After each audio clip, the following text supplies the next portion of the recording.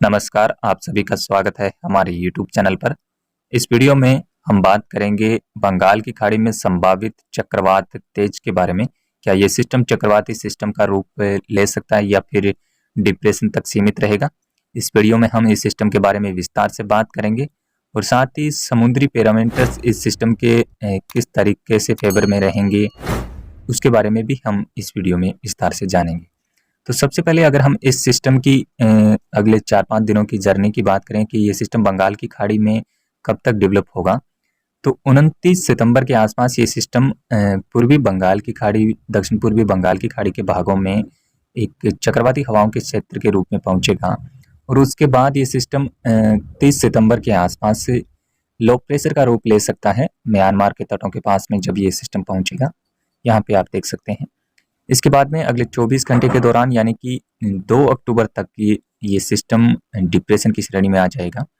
2 अक्टूबर की सुबह तक ये सिस्टम डिप्रेशन बनेगा और भारत के बंगाल की खाड़ी के उत्तर पूर्वी भागों पे ये सिस्टम उस समय देखा जाएगा।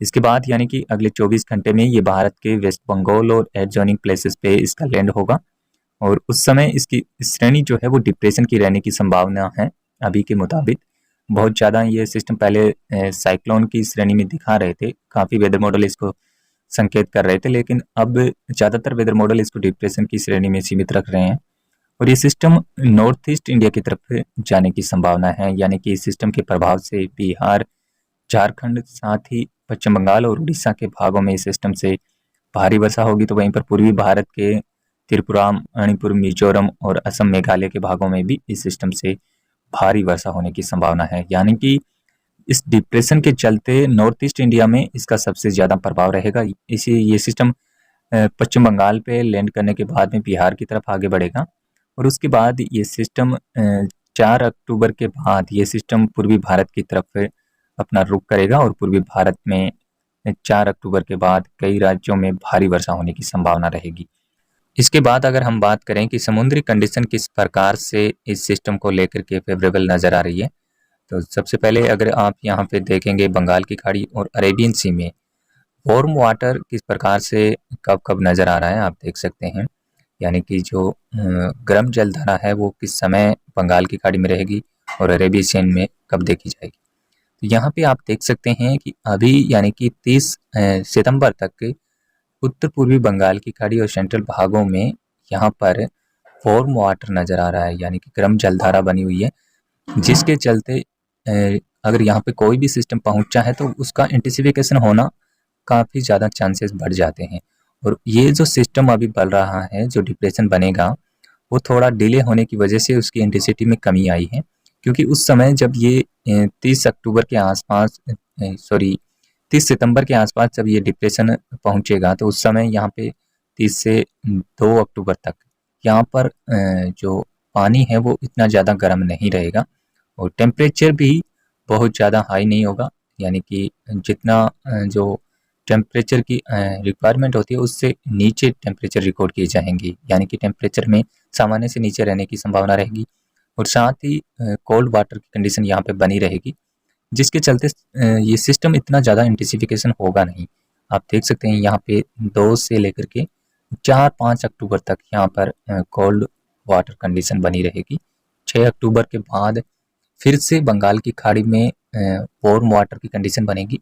यहाँ पे आप देख सकते हैं इस समय अगर कोई सिस्टम पहुँचता है तो उसका इंटेंसिफिकेशन होना चांसेस ज़्यादा रहेंगे और उसके बाद में आप देखेंगे कि 10, 11, 12 अक्टूबर के आसपास फिर से बंगाल की खाड़ी और अरेबियन सी दोनों में वार्म वाटर कंडीशन यहाँ पे बनी रहेगी और टेम्परेचर भी काफ़ी ज़्यादा फेवरेबल रहेंगे। उस समय अगर यहाँ पे कोई भी सिस्टम बनेगा तो वो साइक्लोन के चांसेस उसके ज़्यादा रहेंगे और इसका इंटेंसिफिकेशन ज़्यादा होने के चांसेस बने रहेंगे। इसके बाद अगर हम बात करें कि बारिश की गतिविधियाँ इस डिप्रेशन से देश के राज्यों में किस प्रकार से देखने को मिलेगी। बारिश की स्थितियाँ आप देख सकते हैं कि 3 अक्टूबर के आसपास नॉर्थ ईस्ट इंडिया में हेवी रेनफॉल एक्टिविटी होने के चांसेस बन रहे हैं, जिसमें बिहार, झारखंड, पश्चिम बंगाल और उड़ीसा के साथ साथ दक्षिणी छत्तीसगढ़ के कुछ भागों में भारी वर्षा होने के चांसेस रहेंगे। साथ ही पूर्वी उत्तर प्रदेश और पूर्वी मध्य प्रदेश के भागों में भी इस सिस्टम का प्रभाव दिखेगा। हल्की से मध्यम दर्जे की बारिश यहाँ पर भी होने के चांसेस रहेंगे और साथ ही अगर हम बात करें बिहार, झारखंड, पश्चिम बंगाल के साथ साथ त्रिपुरा, मिजोरम, मणिपुर और असम और मेघालय के कुछ भागों के साथ साथ सिक्किम और अरुणाचल प्रदेश में इस सिस्टम से भारी वर्षा होने के चांसेस रहेंगे। और ये सिस्टम हालांकि 5-6 अक्टूबर तक नॉर्थ ईस्ट इंडिया के बिहार, झारखंड और पश्चिम बंगाल, उड़ीसा को प्रभावित करेगा। उसके बाद में ये पूर्वी भारत में भारी वर्षा देख सकता है, कई राज्यों में अति भीषण वर्षा भी होने के चांसेस रहेंगे। तो नॉर्थ ईस्ट इंडिया पर इस सिस्टम का सबसे ज़्यादा प्रभाव रहेगा। अदरवाइज देश के ज़्यादातर राज्यों में बहुत ज़्यादा इम्पैक्ट इसका नहीं पड़ेगा। हालांकि हवाओं की स्पीड मध्य भारत तक देखी जा सकती है और इस सिस्टम के प्रभाव से देश के बाकी राज्यों में बारिश की गतिविधियां हट जाएगी, क्योंकि मॉइस्चर जब इस सिस्टम के पास में रहेगा तो उत्तर पश्चिमी भारत में बारिश की गतिविधियां जो अभी हो रही है उसमें कमी आएगी और एक समय शुष्क मौसम जैसी स्थितियां यहाँ पर देखने को मिलेगी। और दक्षिण भारत में भी बारिश की गतिविधियों में कमी आने की संभावना है, यानी कि 30 सितंबर के बाद में। और इसके बाद में किस प्रकार से कंडीशन बनी रहेगी उसके बाद में भी हम आपको लगातार अपडेट करते रहेंगे। आप जुड़े रहिए RB today weather YouTube channel के साथ। धन्यवाद, नमस्कार।